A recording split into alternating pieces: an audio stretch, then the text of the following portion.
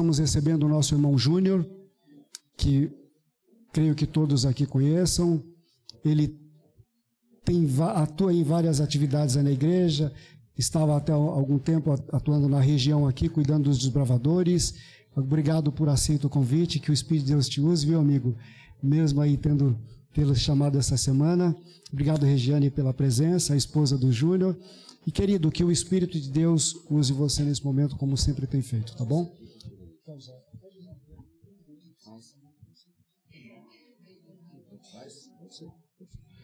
Bom dia, igreja. Uma satisfação poder estar aqui na igreja da Vila Ema novamente.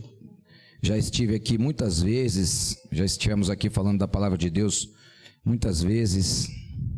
É sempre bom, é sempre um privilégio poder compartilhar a palavra de Deus com os irmãos aqui da igreja da Vila Ema. Eu queria pedir em especial nessa manhã para que nós possamos fazer uma oração pelo Pedro. O Pedro, ele é sacerdote do lar, pai de uma família, que eles cuidaram do meu filho quando ele era bem pequenininho. É uma família lá da igreja do Jardim Utinga, Santo André, onde eu morei num cômodo de cozinha logo depois que eu casei, bem próximo da rua da igreja mesmo. E eu entreguei meu filho Gabriel, que hoje tem 21 anos, nas mãos da dona Belva e do seu Pedro, bem pequenininho, para que eles cuidassem, porque eu e a minha esposa passávamos o dia fora. E não raro as vezes em que nós entregamos o Gabriel pequenininho dormindo e fomos buscar lá à noite e pegamos ele dormindo, por conta do nosso horário, por conta das nossas atribuições. E essa família se tornou uma pessoa muito especial na nossa vida. Praticamente o dia que o Gabriel entrou na escola, primeiro dia de aula, a gente tem a foto lá da dona Belva e não levar ele para a escola. Então os filhos da dona Belva, o Ronaldo, a Mariana também tem um carinho muito grande pela nossa família.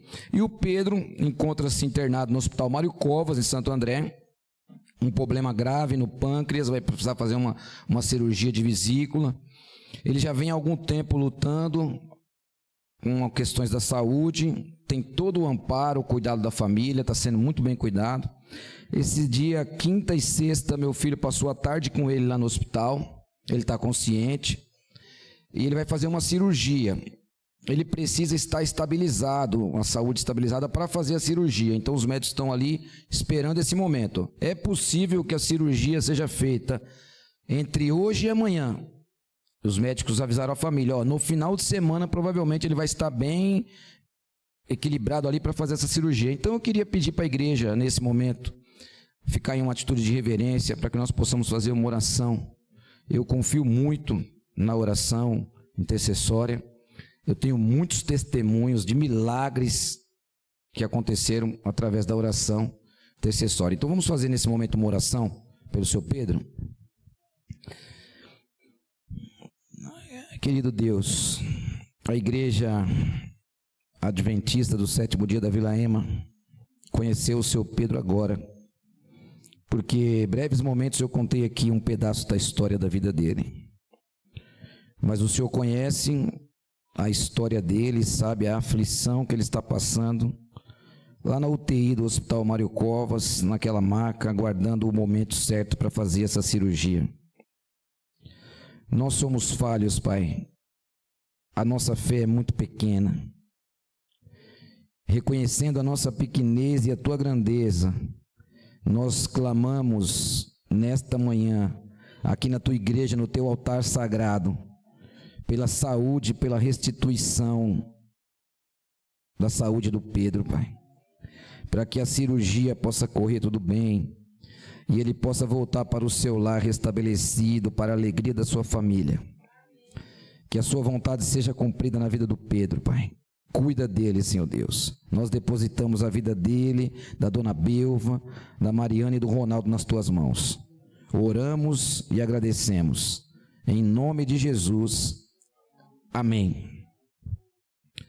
Muito obrigado, igreja, por ter orado comigo nesse pedido solitário, né? Um pedido meu, mas com certeza é sempre bom quando nós oramos pelas pessoas, porque toda vez que a gente faz algo, quando a gente doa algum alimento, quando a gente ora por alguém, quando a gente faz algo bom, tudo aquilo que é de bom também volta para a gente de alguma forma. Às vezes não no primeiro momento, às vezes não devemos esperar um resultado, ou talvez um agradecimento, ou talvez um retorno em um mês, em um ano, em 10 anos. Não, às vezes o retorno vem e a gente nem vê. Às vezes nós somos abençoados por algumas coisas e a gente nem percebe. Porque a nossa vida é assim, a nossa vida é corrida, né? Agora eu tenho uma palavra para dizer para os irmãos aqui da igreja da Vila Ema, que eu vou falar em nome de Jesus. Se caso você tem feito algo bom, tem sido uma pessoa boa, e talvez você sinta que não tenha tido um retorno, uma retribuição, você diz, às vezes não vale a pena ser bom, sabe? A gente faz de tudo, mas queria falar uma coisa para você. Talvez você tenha assim um momento de gratidão, uma recompensa aqui nessa terra, mas se ela não vir, não se preocupe. Quando Jesus voltar nas nuvens do céu, tua recompensa está garantida, teu agradecimento está garantido. Ele que está lá no céu vê tudo, e um dia ele vai se sentar com você lá na Canaã celestial, onde haverão ruas de ouro. Ele vai sentar contigo e as cenas da tua vida vai passar como se fosse um telão. Ele vai falar, tá vendo, filho? Quando você fez aquilo, muito obrigado, parabéns, por causa daquela sua atitude, olha só quantas pessoas foram salvas, por aquele folheto que você entregou, que você achou que não ia ter valor nenhum, olha só, esse senhor aqui que você não conhece, ele leu o folheto, ele se converteu, ele está aqui também, eu vou chamar ele para te abraçar. Espere por isso, não espere retorno de nada aqui nessa terra. Aliás, nós vivemos num mundo em que não podemos esperar muita coisa. Nós vemos a situação em que o país se encontra, afundado de uma maneira terrível na corrupção, uma maneira assim que não tem mais aonde buscar. E você faz um paralelo em relação ao mundo e outros países do mundo, cada vez mais as pessoas estão se afastando de Deus. A tecnologia tem aproximado cada dia mais as pessoas do inimigo, e as pessoas não percebem. A verdadeira esperança que eu tenho não é nesse mundo, não é em direita, em esquerda, em presidente, em governador. A verdadeira esperança do cristão deve estar em Cristo Jesus. Porque esse mundo está com os dias contados. E muitas vezes a gente acha que não. Muitas vezes a gente acha, já ouvi falar tanto isso. Irmãos, do jeito que as coisas estão se desenhando, cada dia quando eu vou me deitar, eu tenho o costume de, quando eu entro na minha casa e eu fecho o portão da garagem, se eu sei que a minha esposa já chegou e que os meus filhos também já chegaram e que cada um está fazendo alguma coisa, ou está tomando banho, ou está organizando alguma coisa ali para comer, eu já sei que eles estão em casa. Quando o portão da minha garagem fecha, eu falo, Senhor, muito obrigado. Porque você está na sua casa, em paz, com a sua família, hoje não é uma situação tão comum. Muitas pessoas saem e não voltam. Então eu sempre agradeço a Deus. E eu sempre faço essa oração, Pai, muito obrigado. Porque minha família está resguardada dentro de casa e em paz. Obrigado por mais esse dia. Mas amanhã, quando eu acordar, é uma nova luta. Os meus votos de fidelidade para com Deus precisam ser renovados. Porque eu vou sofrer ataques do inimigo aquele dia, certeza. Aí, quando eu vou me deitar, eu sempre falo assim, na minha oração. Obrigado por mais um dia, Pai. Eu fui vencedor. Esse dia eu venci. Obrigado. Um dia a menos para a volta de Jesus. E assim é a nossa contagem. Cada dia que passa, a volta de Jesus está mais próxima. Você queira ou você não queira, Esteja você preparado ou não. A vontade de Deus é que estejamos preparados. Mas mesmo se você não estiver, Jesus Cristo vai voltar. O tema do nosso sermão dessa manhã é: quando Deus deixa suas impressões digitais na história da humanidade. Houve ocasiões em que Deus escreveu a história da humanidade com seus próprios dedos. Várias ocasiões, e elas estão relatadas na Bíblia. E nós vamos hoje estudar algumas. Tentar buscar algumas experiências, tentar buscar preciosas lições de quando Deus interferiu na história da humanidade, escrevendo algumas coisas, palavras para que nós, seres humanos, lessem e aprendessem algo. Escreveu com seu próprio dedo. O texto base para a nossa meditação está no Salmo 40, verso 8. Vamos abrir a palavra de Deus. Salmo 40, verso 8.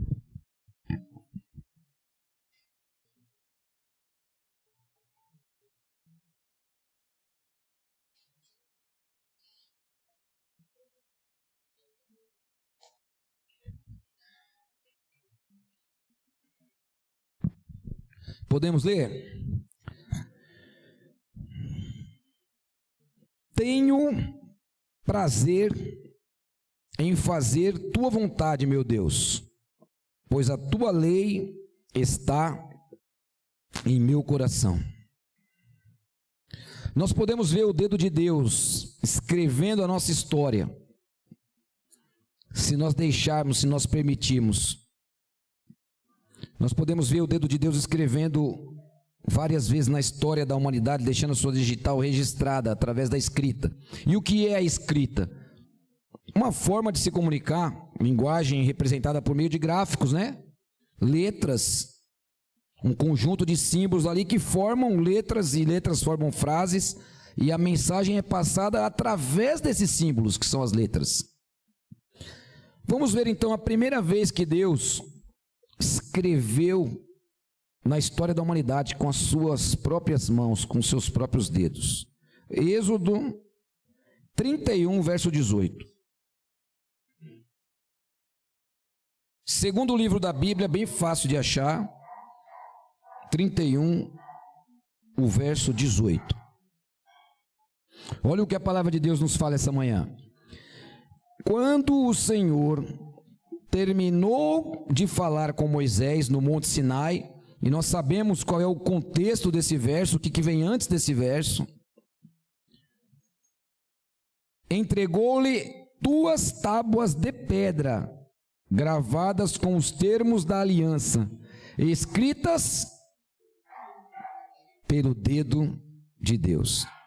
Aqui está a primeira vez que Deus deixou as suas impressões digitais gravadas na história, através dos registros dos mandamentos de Deus, que estão relatados no Êxodo 20, de 1 a 17. Vemos ali claramente como Deus muda a história da humanidade, porque os mandamentos de Deus, ele norteia a vida do cristão.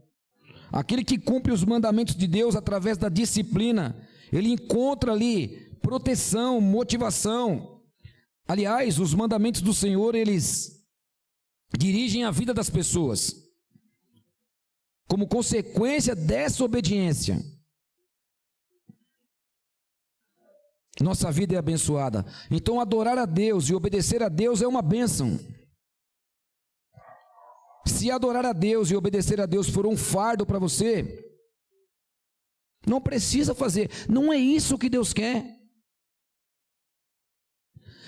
Veja só, a obediência aos mandamentos, ela norteia a vida da humanidade já há um bom tempo, e nós não estamos falando aqui de uma simples religião.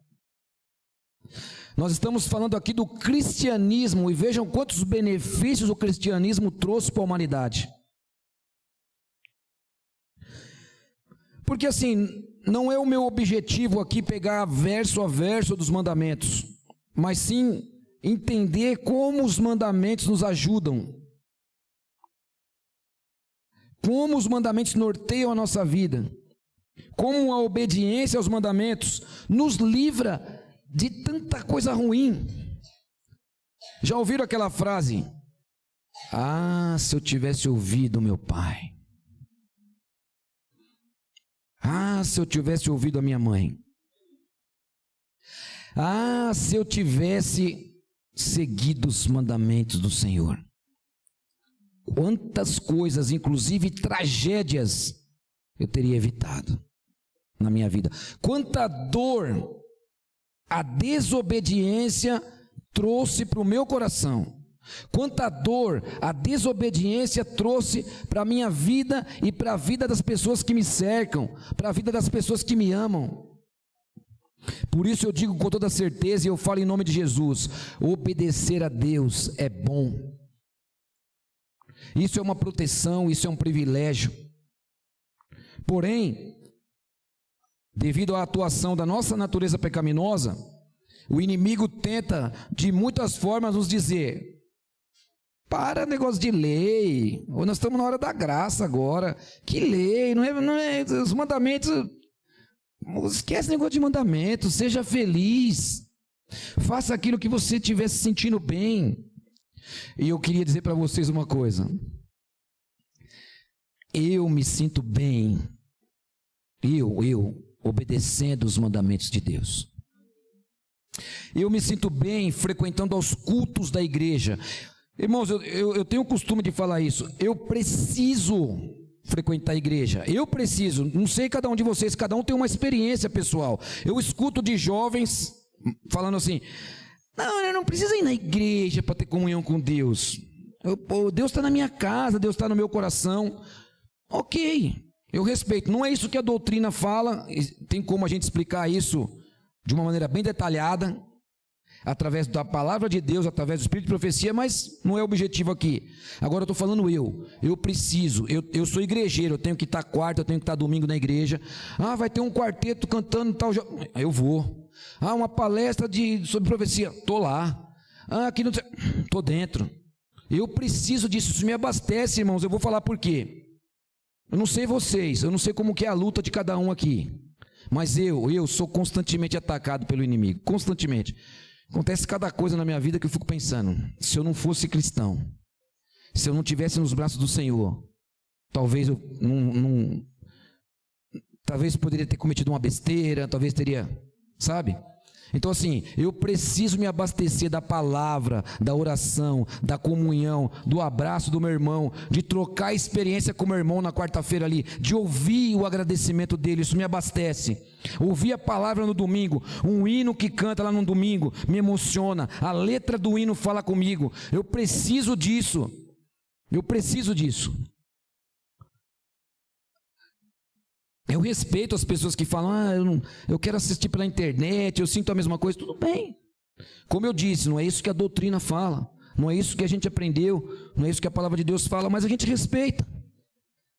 Os mandamentos de Deus me ajudam a viver bem, me ajuda a ser um melhor pai, me ajuda a ser um melhor marido, me ajuda a ser um melhor filho, me ajuda a lidar com os conflitos existenciais da minha vida no trabalho, no estudo, inclusive na igreja. Baseado nos mandamentos de Deus, eu posso fazer muitas coisas. Fica, sem falar de mandamento aqui, porque a gente sabe o que é certo e o que é errado. Qualquer criancinha sabe o que é certo e o que é errado. Nós temos consciência. A criança, quando ela desobedece o pai ou a mãe, ela sabe que está desobedecendo. Ela não tem certeza de que a natureza pecaminosa está agindo nela, isso ela não tem certeza, mas a criança sabe o que é certo e o que é errado.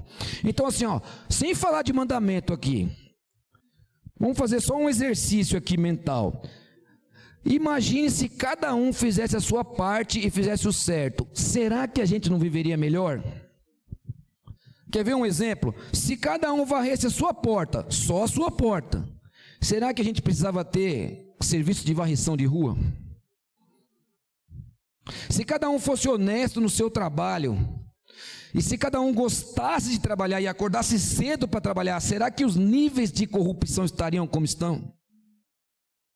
Será que se a gente falasse mais de Jesus na prática, e não de uma religião, de uma coisa sem prática, uma religião que nem os fariseus faziam, Será que se a gente falar mais de Jesus fazendo coisas, em vez de dizer só, fazer em vez de dizer, será que a gente não estaria vivendo melhor? E eu digo mais, se a gente levasse com afinco essa mensagem avante, será que Jesus Cristo já não teria voltado? E olha que eu não estou falando nem de mandamento, estou falando de fazer o certo. Porque nós somos doutrinados a fazer o certo pelo mandamento. Então, eu digo com toda certeza, mandamento é uma bênção, e a obediência é uma bênção. Agora, presta bastante atenção que eu vou falar agora. Isso eu falo muito para jovens e desbravadores. Todo ato, toda atitude, todo gesto de desobediência, de afronta, pertence ao inimigo. Então, adolescente, criança, juvenil, quando você está desobedecendo seu pai, sua mãe, não importa o que seu pai falou, seu pai é autoridade dentro da sua casa, sua mãe é autoridade dentro da sua casa. Quando você desobedece, você está se deixando usar pelo inimigo. Todos os atos de desobediência são do inimigo. A desobediência é do inimigo, pertence ao inimigo. E muitas vezes nós queremos ser marrudo, né? Não, tal coisa eu não faço, não. Está sendo usado pelo inimigo. É duro falar isso, né? Porque as pessoas não querem ouvir. Nossa, eu estou sendo usado pelo inimigo só porque eu falei mal da minha vizinha? É só por isso. Porque o inimigo, ele só usa a gente se a gente deixar. E muitas vezes nós seres humanos somos influenciados pelo inimigo, fortemente. E aí sabe o que acontece na nossa vida? A desobediência tem os seus frutos. A maioria, para não dizer tudo, casamento desfeito, filho que está com problema com droga, a maioria das tragédias familiares, tudo começou na desobediência. Na complacência dos pais com a desobediência. Não, deixa o menino. Não, coitado. Não, deixa. Não, deixa. Inclusive, pais que permitem que os seus filhos usem droga dentro da sua casa, porque fala assim, não, eu prefiro que ele use aqui, ele gosta, né, tadinho? Pelo menos está aqui em casa. Pais que vão buscar drogas para os seus filhos. Tudo começou quando? Na desobediência. O que eu quero frisar para a igreja da Vila Ema hoje, essa manhã, e para a minha vida também? A obediência é uma bênção. Não caiam nessa armadilha. Não, eu não tenho que obedecer não, para, isso aí é fanatismo, gente. Vamos ser felizes. Eu sou feliz obedecendo. Aliás, eu ouso dizer, eu só sou feliz porque eu obedeço. Vamos agora ver outro texto da Bíblia que nos mostra Deus atuando, escrevendo com seus próprios dedos e mudando a história da humanidade, trazendo uma mensagem para nós. Já vimos a primeira, os mandamentos do Senhor foram escritos com seu próprio dedo. Abram a palavra de Deus em Daniel 5. Vamos ver lá um outro momento em que Deus escreve com seus próprios dedos. Daniel, capítulo 5, o verso 4.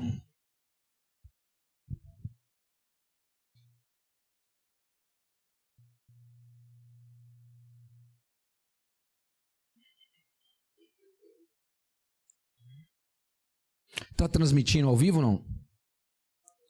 Está gravando, né? Então, se alguém for assistir essa pregação pela internet, em algum momento aí que ela vai ficar em algum canal, que você possa ser abençoado. Muito obrigado pela sua audiência. Deus te abençoe. E por isso que eu vou ler por conta da gravação. Não vou pedir para nenhum irmão ler, porque não faria no microfone. Daniel 5:4. Olha só o que a palavra de Deus nos fala.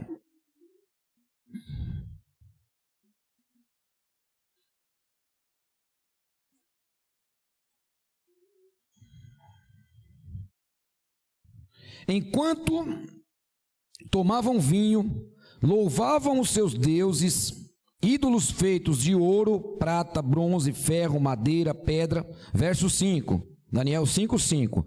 De repente, viram os dedos de uma mão humana escreverem no reboco da parede do palácio real, perto do candelabro.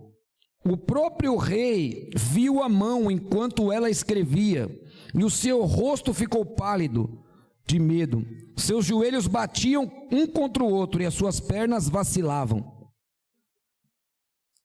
O contexto aqui, irmãos, é de um banquete que o rei Belsazzar ofereceu para 1000 pessoas. Esse banquete, já adianto para os irmãos que o rei Belsazzar não era obediente a Deus. E na história dos reis do povo de Israel, todos os reis que foram obedientes a Deus foram bem-sucedidos, foram vitoriosos nas batalhas. E os que foram desobedientes, infelizmente tiveram fins trágicos e levaram com ele suas nações, seu povo, fizeram o seu povo sofrer. Como os líderes de países que estão envolvidos com corrupção fazem o seu povo passar fome, necessidade. O contexto era um banquete para 1000 pessoas da alta cúpula do reino, um banquete para afrontar o povo de Deus. Por que para afrontar o povo de Deus?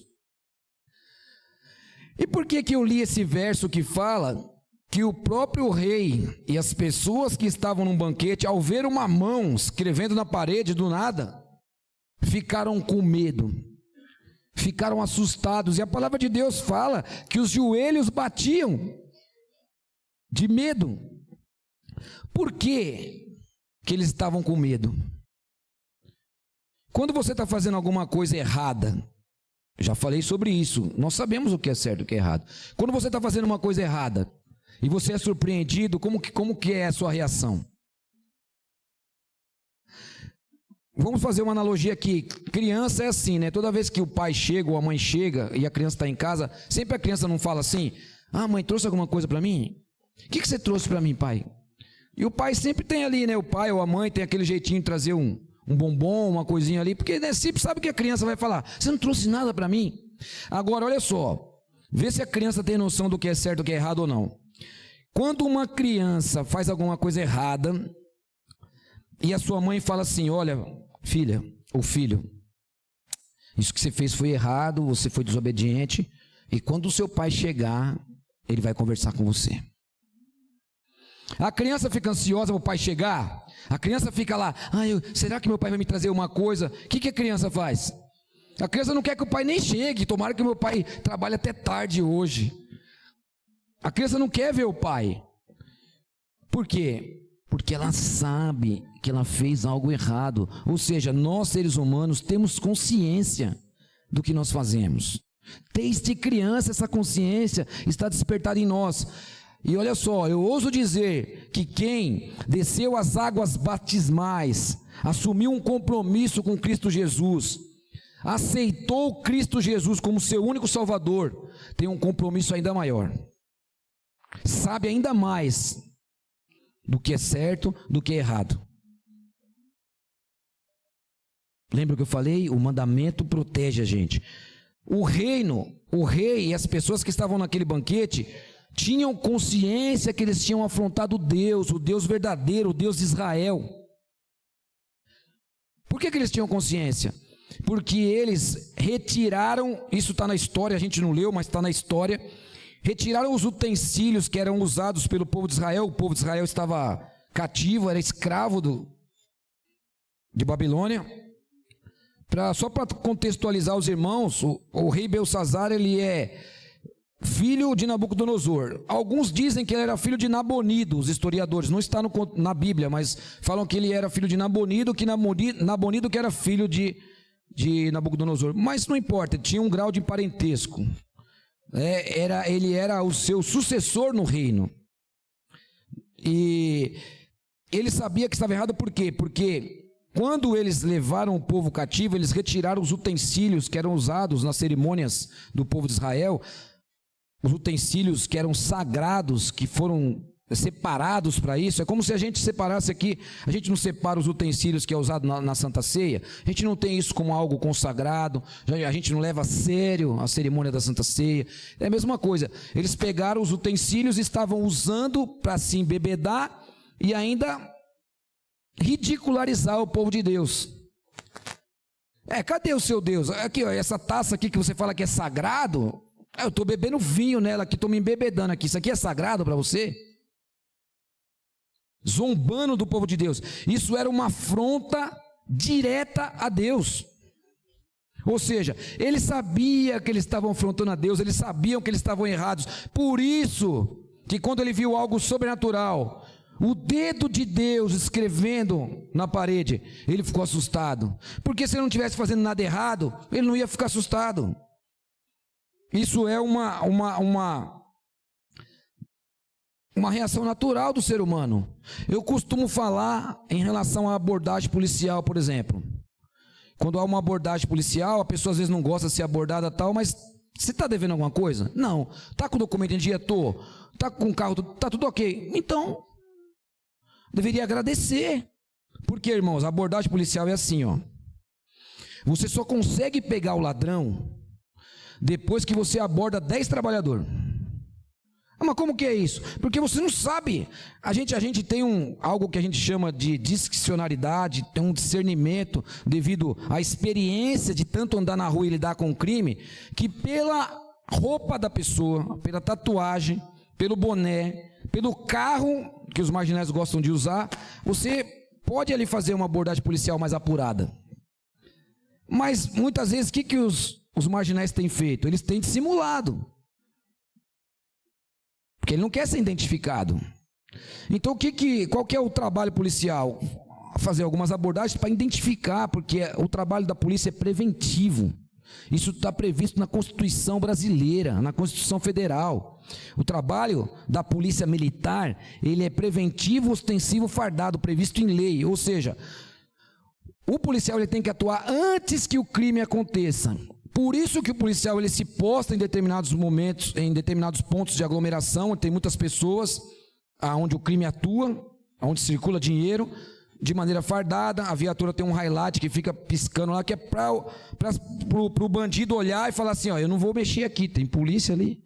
A ideia é essa mesmo, é de caráter preventivo, antes do crime acontecer, antes do delito acontecer. Então, para você pegar um ladrão, você aborda um carro, está com isso filme, você não sabe quem está dentro, aí identifica a pessoa, com todo respeito, mostrou ali a documentação, vai embora. Aborda mais um, também não é. Aborda mais um, também não é. Aborda mais um, também não é. Aborda mais um, opa, está armado. Quando eu pego uma pessoa que está armada, com uma arma irregular, e eu tiro ela do convívio da sociedade e levo ela presa por porte ilegal de arma, imagine quantas pessoas eu livrei de ser roubada, ou até mesmo de ser morta, tomar um tiro porque foram tomar o celular dela. Imagina isso. Só que eu só consigo chegar nele se eu abordar outros, até chegar nele. Entenderam ou não? Ou seja, se a pessoa não deve nada, não deve temer a abordagem policial. A viatura deu sinal para parar, abre o vidro, boa noite, tal, documento. Ou seja, o que eu estou querendo dizer com isso? Nós temos consciência do que é certo e errado. E quando nós estamos fazendo alguma coisa errada, nós sabemos que é errado. E o inimigo nos induz a pensar assim, isso não é errado não. Isso aí é coisa da tua religião. Isso aí é o cristianismo que põe na tua cabeça. Você quer ser feliz? Você quer... Cuidado com isso. Cuidado. Nós temos consciência. Assim como Belsazar tinha consciência de que ele estava fazendo uma afronta direta a Deus. E ao ver algo sobrenatural, o próprio dedo de Deus escrevendo ali uma mensagem de advertência, uma mensagem de admoestação, se sentiu intimidado e com medo. E eu fiquei pensando, eu fui até estudar sobre isso quando eu estava montando esse sermão. Eu fiquei pensando, há escritos dos historiadores, estudantes da Bíblia, que dizem que o que foi escrito na parede foi escrito em aramaico. E nós sabemos que aramaico era a linguagem de Deus, era a linguagem que Jesus usou no período em que ele esteve aqui. E eu fui pesquisar se na Babilônia, na época de Belsassar, o pessoal lia e entendia o aramaico. E eu cheguei à conclusão que sim. Então veio na minha cabeça, por que eles não entenderam se eles sabiam o aramaico? Se eles entendiam o aramaico, por que eles não entenderam o que estava escrito? E aí, pesquisando mais a fundo, eu descobri que o aramaico ele tem vários dialetos, dos quais, dos dialetos que o aramaico tem, só 7 estão identificados e as pessoas conseguem falar, escrever. 7 dialetos, dos muitos que eles têm. Então tem dialetos do aramaico que ainda não foram identificados. Com certeza, Deus não queria que no primeiro momento eles soubessem o que estava escrito ali. Com certeza a ideia era que era uma ideia de repreensão, de admoestação. E Deus muitas vezes escreve na nossa vida para nos repreender, nos admoestar, mesmo sabendo que nós reconhecemos nossos erros. Portanto, mais uma vez, Deus escreve ali de uma forma com o seu próprio dedo, revelando ali algo para nos admoestar, para nos dar uma advertência. E essa repreensão que Deus dá no decorrer da história, ela não é só para o povo que estava naquele banquete. Essa repreensão é para todo mundo que é desobediente, e todos nós somos desobedientes em algum momento. E pela segunda vez, Deus deixa ali registrado na história com seu próprio dedo as suas digitais. Primeiro Deus escreve a lei e fala: filho, se você cumprir isso aqui, você vai ser feliz.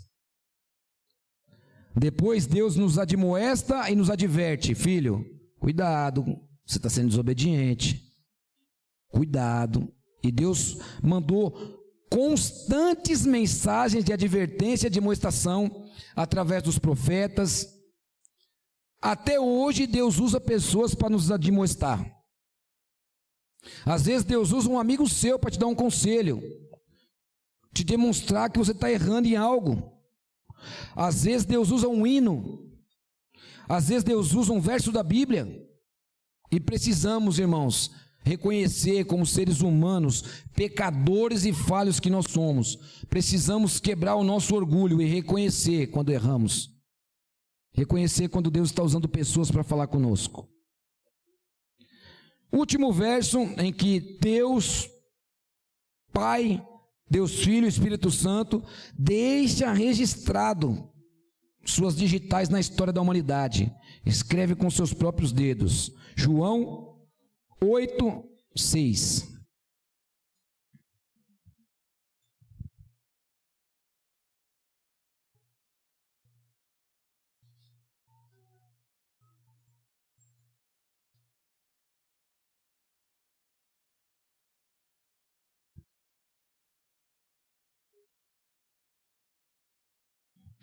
O contexto desse verso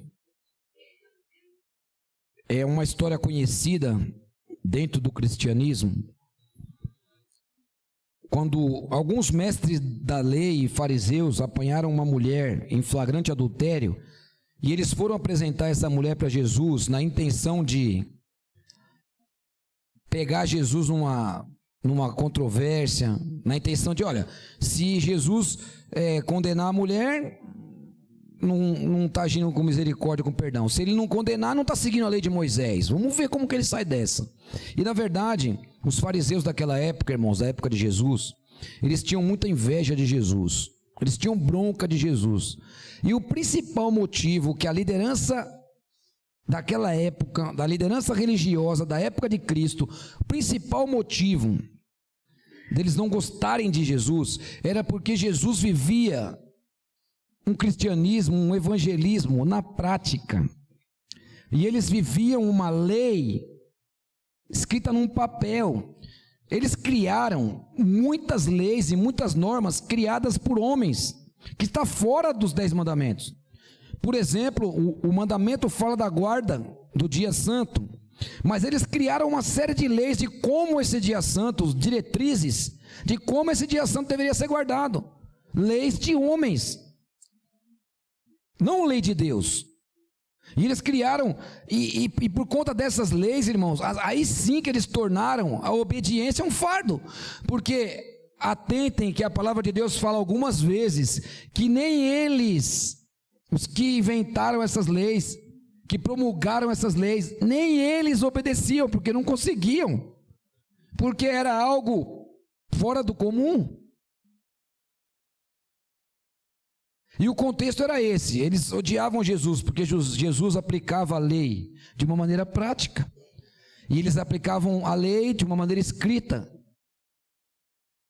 E agora, mais uma vez, eles tentam apanhar Jesus numa controvérsia. Olha só o que diz João 8,6. Procuravam apanhá-lo numa armadilha. Outras versões trocam a palavra armadilha, né? Ao fazê-lo dizer algo que pudesse usar contra ele mesmo. Porém, Jesus apenas se inclinou e começou a escrever com o dedo na terra. Agora, pela terceira vez, Deus escreve palavras que iriam alterar o curso e a história da humanidade. Novamente, pela terceira vez, Deus deixa as suas digitais de verdade na terra. E agora, olha só a atitude de Cristo. Não vou ler por conta do avançado da hora, mas olha só a atitude de Cristo. Ele não toma nenhum juízo de valor quanto àquela questão do adultério e simplesmente passa a escrever na terra. Há alguns historiadores que falam que ele não está no contexto bíblico. Alguns historiadores, estudiosos, falam que ele havia escrito ali alguns pecados das próprias pessoas que queriam apedrejar aquela mulher, porque a lei, criada por homens, falava que a pena para o adultério era o apedrejamento. Mas olha que interessante que era essa lei. O apedrejamento era só para a mulher. O homem não. O homem que cometeu adultério está tranquilo, a mulher tinha que ser apedrejada. Por aí a gente já vê como que essa lei criada por homens é algo quase que insano. Mas na época era algo que se seguia fielmente. E agora Jesus, ele toma a atitude de falar assim: olha, quem não tiver nenhum pecado, que atire a primeira pedra. Imaginem, irmãos, aqueles homens envolvidos na corrupção que a religiosidade trazia para aquela época. Porque, queira ou não queira, a religiosidade daquela época, até nos dias de hoje acontece isso, eles conseguem negociar coisas da religião e conseguir vender coisas e entre outras coisas, utilizavam as ofertas que eram destinadas à igreja de maneira inapropriada e assim por diante. Então, assim, olha, imagina a mente daqueles homens. Fala assim, lembra que eu estou batendo bastante nessa tecla, que nós temos consciência do que é certo e do que é errado, que até uma criança tem. Então, eles tinham plena consciência, porque eles falaram assim, um olhou para o outro e falou assim: você vai atirar pedra? Você está doido? Eu vou tirar pedra? O homem está falando que é para tirar quem não tiver pecado. Eu não vou tirar, não. E você? Você acha que eu vou atirar? Está doido? Começaram a se retirar de maneira sorrateira. E olha o que Jesus fala para aquela mulher: vai e não peques mais. Veja que Jesus, ele não é complacente com o pecado, mas ele ama o pecador. E agora, eu entendo que as palavras que Jesus escreveu ali na terra eram palavras de conforto, de cura. Era um carinho, uma atenção que Jesus estava dando para uma pessoa que reconheceu o seu pecado e estava ali pedindo perdão. E se tivesse que ser apedrejado, ia ser apedrejado, ia ficar quietinho lá e ser apedrejado. Se a lei está falando que é para fazer isso, eu estou aqui para cumprir a lei. Uma pessoa que se sujeitou à lei. Mas Jesus deve ter escrito ali palavras de misericórdia, de perdão, de carinho, uma atenção que naquele momento só Cristo poderia dar. E Jesus fez isso muitas vezes aqui na terra. Ele tocou nas pessoas, ele curou. Jesus colocava a mão, tocava, abraçava. Jesus atendeu muita gente, deixou suas impressões digitais gravadas na história da humanidade. Jesus curou muitas feridas físicas, emocionais e espirituais. Mas principalmente Jesus ofereceu perdão e salvação.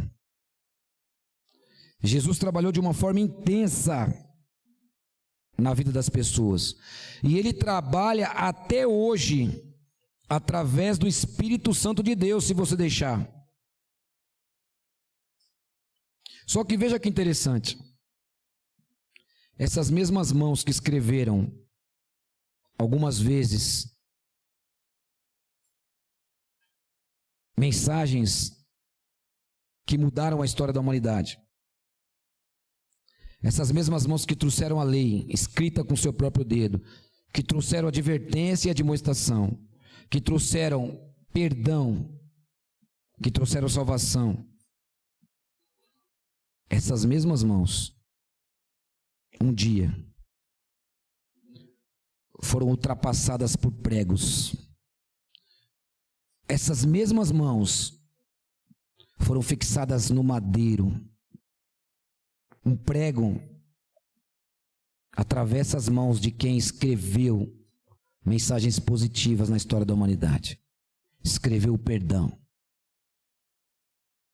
Essas mesmas mãos foram pregadas no madeiro, rasgando a pele já frágil e fraca do nosso Deus, da parte humana do nosso Deus. E isso só aconteceu para pagar pelo preço dos nossos pecados, para que nós pudéssemos estar aqui hoje na igreja da Vila Ema, dando continuidade na nossa caminhada da vida cristã. Nós só temos oportunidade de continuar caminhando, de continuar pedindo perdão, de continuar reverenciando e adorando esse Deus, por conta dessas mãos que foram pregadas. É por causa disso que a gente consegue continuar a nossa escalada até a Canaã celestial. É por causa disso que a mensagem de perdão e salvação e esperança nos alcança.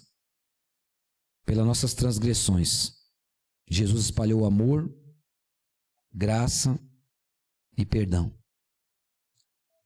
Essa é a maior história de amor da humanidade. Doar a vida por alguém. E eu queria encerrar falando o seguinte. No Apocalipse,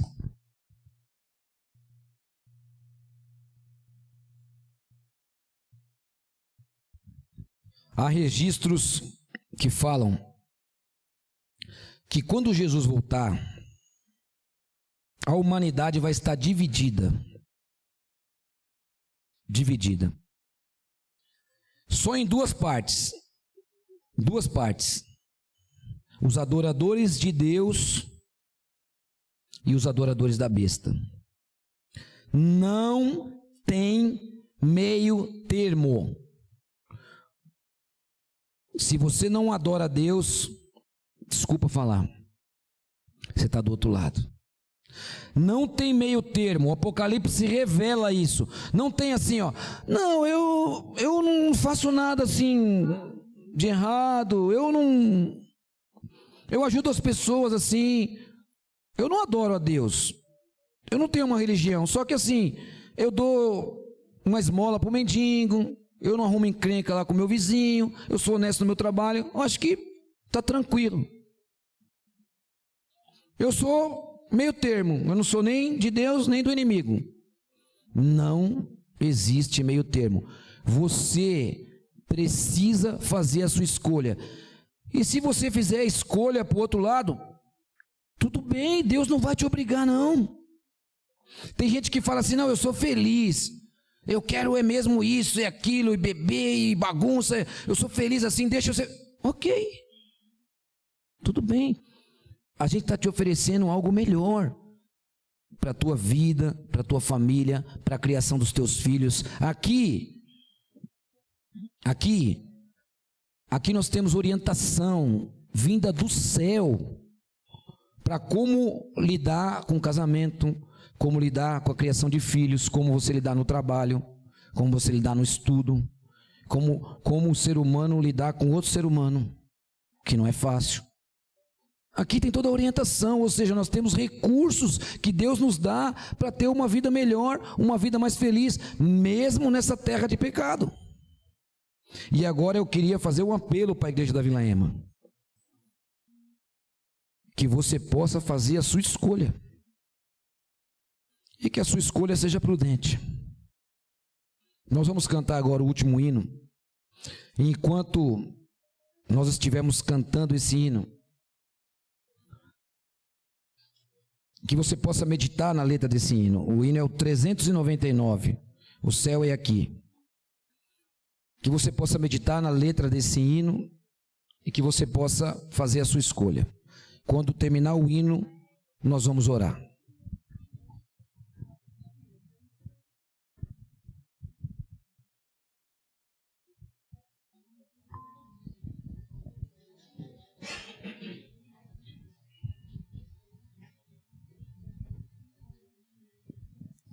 Vamos colocar de pé. Adoremos ao Deus verdadeiro. Eu já ouvi falar de uma terra sem igual, e onde tudo é paz e não há lugar pro mal. Almejo este lar tão puro e sem igual, mas eu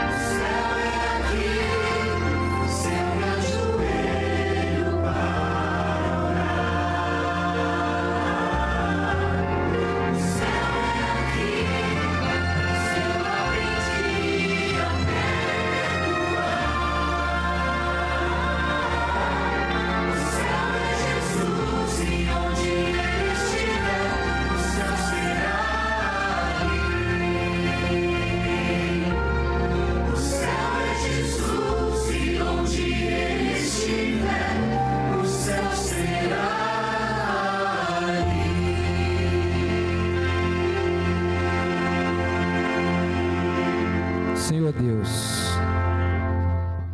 aqui está a igreja da Vila Ema, as pessoas que aqui estão, Pai, os convidados e os membros desta igreja, ao se colocar de pé, uma manifestação pública, e te louvar e te adorar, manifestam o desejo de estar ao teu lado.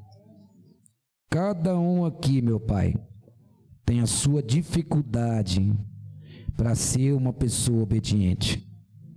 Por favor, Pai, coloca a tua mão poderosa sobre nossas vidas, anulando essa dificuldade, nos dando força através do Espírito Santo de Deus, que nós clamamos e rogamos agora, para vencermos em Cristo Jesus.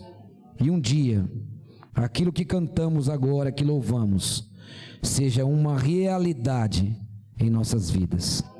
Te louvamos e te adoramos nesta manhã, e oramos em nome de Jesus.